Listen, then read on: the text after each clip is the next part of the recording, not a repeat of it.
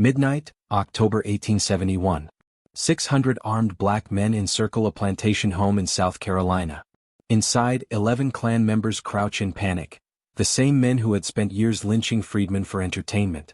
The commander of this operation is a formerly enslaved man named Jim Williams.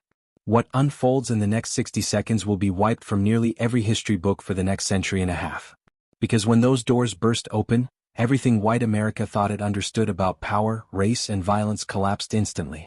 They couldn't let future generations know that black soldiers didn't merely resist the KKK, they overwhelmed them. The year is 1865, and the Civil War has just concluded. 4 million black Americans have been declared free. But freedom written into law means almost nothing when surrounded by people who spent lifetimes believing you were property. Across the former Confederacy, white supremacists refuse to accept defeat. They cannot legally re-enslave black people, so they turn to organized terror. In Tennessee, a band of ex-Confederate officers forms a clandestine brotherhood devoted to reinstating white dominance through violence. They call themselves the Ku Klux Klan, and in only months their influence spreads throughout the South like an infection. The Klan's method is brutally straightforward: ride at night, hide behind white hoods, and attack anyone who symbolizes black political or social freedom. A freedman bold enough to vote? His home is burned. A black leader who advocates for his community? Dragged out and lynched. A black family attempting to buy land? Whipped until they agree to continue laboring for their former enslavers. In South Carolina alone, historians estimate that the Klan murders hundreds of black residents within 2 years. Local sheriffs ignore the atrocities. State courts refuse to prosecute.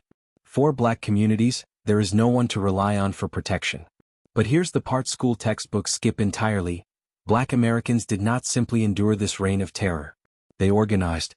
They strategized. And in several southern states they created something that soon became a white supremacist nightmare: their own militias. These were not mobs or vigilantes. They were official state militia companies, legally authorized and commanded by black officers.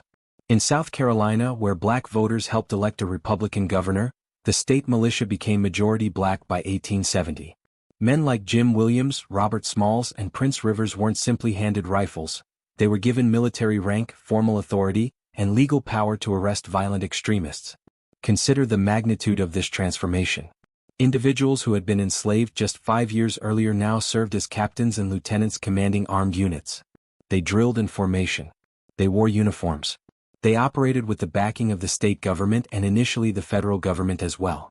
For the first time in American history since black people had been dragged across the Atlantic in chains, black communities held organized military power, and white supremacists lost their composure completely. Southern newspapers erupted into panic. They printed grotesque caricatures showing black soldiers as dangerous beasts. They ran sensational headlines about Negro domination, and warned that black militias were plotting to slaughter white families in their beds. Retired Confederate generals claimed arming black men would spark racial chaos. But the truth was simpler and far less dramatic. Black militiamen had no fantasies of revenge or racial warfare. They were doing precisely what militias are meant to do: defend their communities from terrorist violence. When the Klan invaded a county with a strong black militia presence, they no longer found unprotected victims. They found organized resistance. The federal government under President Ulysses Grant faced a pivotal decision. Grant, who had fought to end slavery, understood what was unfolding. He was not about to let the former Confederacy terrorize its way back into power. So in 1871 he did something unprecedented. He asked Congress to pass the Ku Klux Klan Act, granting him authority to suspend habeas corpus and deploy federal troops against domestic terrorists. Congress agreed and Grant acted immediately. He declared martial law in 9 South Carolina counties and sent in federal soldiers. But here's the detail buried by most history books: those troops did not operate alone. They coordinated directly with black militia companies, recognizing them as legitimate military partners. For a brief moment, the United States government actively supported armed black resistance against white supremacist terror. This was revolutionary. Black men who had once been beaten for learning to read now assisted federal officers in arresting their former enslavers.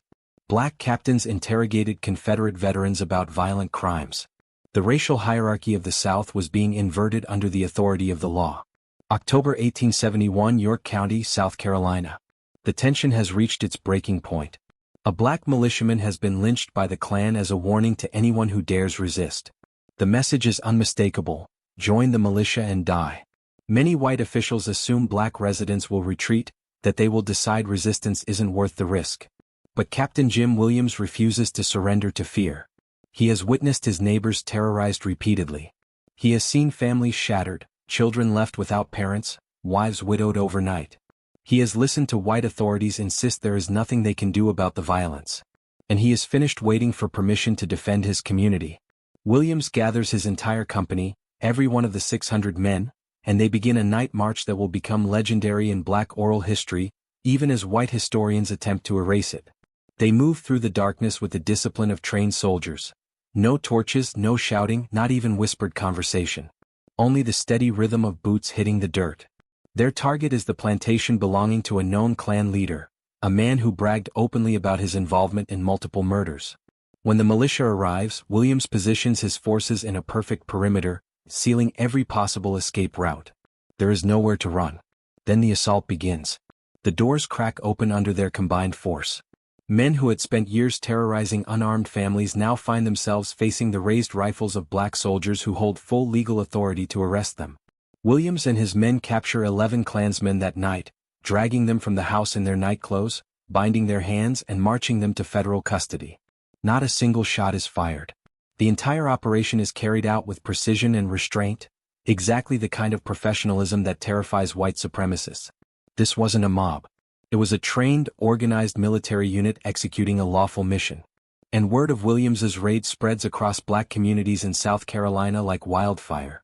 If it worked in York County, they realize it can work elsewhere. Within weeks, other black militia captains launch similar operations. In Union County, an officer leads a coordinated raid that captures an entire Klan cell, 19 men taken in one sweep. In Spartanburg, Klansmen flee the state entirely, escaping into North Carolina rather than risk facing the militias. In counties where black militia companies regularly patrol, Klan violence doesn't merely decrease, it virtually disappears. The numbers are staggering, a near 90% drop in terror attacks wherever black soldiers remain active. This is not coincidence. This is what happens when communities long denied the right to defend themselves finally gain access to the tools and authority necessary for protection. Federal prosecutors move swiftly to sustain the momentum. By the end of 1871, more than 600 Klansmen have been arrested in South Carolina. Trials begin in federal court, and for the first time in history, Klan members face real legal consequences.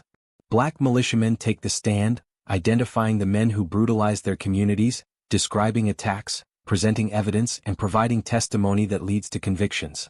The Klan's aura of invincibility, built on anonymity and fear, shatters. Members who once hid behind hoods now find themselves exposed and sentenced. The entire machinery of white supremacist terror is being dismantled. Not by Northern charity, not by white benevolence, but by disciplined black military organizations supported by federal law. And it works. Against every possible obstacle, against centuries of oppression, against a violent movement that once seemed unstoppable, black militias are winning. The original Ku Klux Klan, the organization created by Confederate veterans in 1865, is collapsing in South Carolina. It is not being tamed or negotiated with. It is being defeated. This moment should be remembered as one of the greatest triumphs in American history, a story of oppressed people using legal, organized force to protect themselves and dismantle a terrorist threat. It should be taught in every classroom. Yet it isn't, because as this victory unfolds, many white Northerners begin to feel uneasy. They see illustrations in newspapers depicting armed black soldiers arresting white men. They read reports describing black captains questioning former Confederate officers. They realize that empowered, organized black communities represent a fundamental shift in the balance of power, and many are not ready to embrace that reality. Northern industrialists fear that armed, organized black laborers might demand fair wages or resist exploitation. Northern Democrats recognize an opportunity to win Southern support by abandoning Reconstruction. Even some Republicans decide that preserving white supremacy in a softer, less violent form is preferable to genuine black equality. Support dries up. Federal troops withdraw. Funding for state militias fades away. White supremacist redeemer governments regain control through corruption, intimidation, and outright violence. And the moment they seize power, they move swiftly and ruthlessly against black militias. Weapons are confiscated. Companies are dissolved. Black officers are arrested on fabricated charges of insurrection. the same accusations white authorities used against Nat Turner and Denmark Vesey decades earlier. The message is unmistakable. Black self-defense becomes illegal the moment it becomes effective.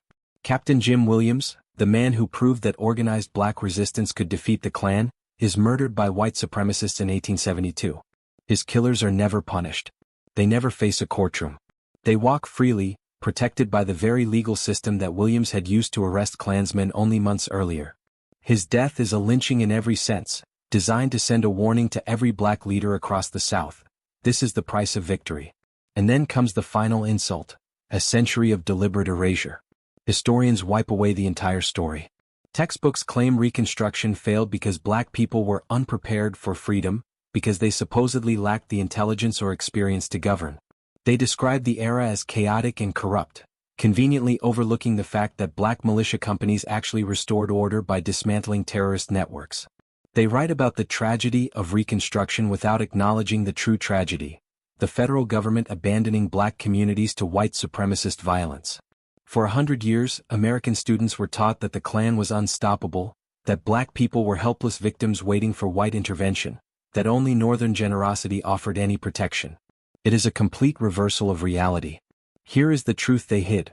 The Ku Klux Klan did not dissolve because white Americans suddenly grew a conscience. The original Klan collapsed in 1871 and 1872 because black militias crushed it with strategic, disciplined, and lawful force. The Klan was defeated, shattered, by the very people it sought to terrorize. The only reason the Klan re-emerged in 1915, eventually growing into a national movement with millions of members, is that black communities had been systematically disarmed for decades. Think about that timeline. The Second Klan succeeded not because its ideas were stronger but because white policymakers ensured that what happened in South Carolina in 1871 could never be repeated. After Reconstruction, Southern legislatures passed gun control laws designed explicitly to prevent black communities from arming themselves. Restrictions on assembly, bans on black organizing, and legal obstacles to self-defense all stemmed from one source: the terror white supremacists felt when they watched black soldiers win. The entire system of Jim Crow violence, lynchings, mob attacks, racial massacres, depended on keeping black communities defenseless. The Klan could only ride into a town when they knew their victims had been stripped of the ability to fight back. Terror thrived because resistance had been outlawed. The story of Captain Jim Williams and the black militia companies is not merely forgotten history. It is suppressed history, buried intentionally because it reveals something white supremacy cannot allow to be widely known. When black communities possess resources, organization, and the means to defend themselves, they do not merely withstand racist terror. They end it. They do not require white saviors. They do not depend on charity or patience or gradual reform. They need white society to stop deliberately obstructing their power. Jim Williams demonstrated this with unmistakable clarity. He showed that armed black resistance is not revenge, chaos, or lawlessness. It is justice. It is community protection. It is the assertion of humanity in the face of violence. With structure, discipline, and legal authority, black Americans proved they could defend their people, arrest their attackers, and envision a different future for the South. And white America could not allow that narrative to survive, because it offered every future generation of black Americans a blueprint, one that challenged the myth of helplessness and exposed the lie at the heart of white supremacist ideology. So the next time someone claims Reconstruction failed, or insists the Klan could not be stopped, or repeats the idea that black Americans waited passively for white intervention, remember October 1871. Remember the 600 black soldiers marching silently through the night. Remember Captain Jim Williams breaking down doors and arresting terrorists. Remember the near-total collapse of Klan violence wherever black militias organized. Remember that for a brief, brilliant moment, black military power dismantled white supremacist terror so completely that it took generations of deliberate forgetting to hide what happened. Their names were erased from textbooks. Their actions were twisted or ignored. Their victories were buried beneath myths about black incapacity and white benevolence. But their triumph was real. The terrorists fled. The killers were arrested. The Klan was broken. It happened. It succeeded. And that is the chapter of American history they never wanted you to know, because acknowledging it forces the nation to confront a truth it has spent more than a century avoiding. Black freedom has always been won through black resistance, not white permission. That is the lesson. That is the truth.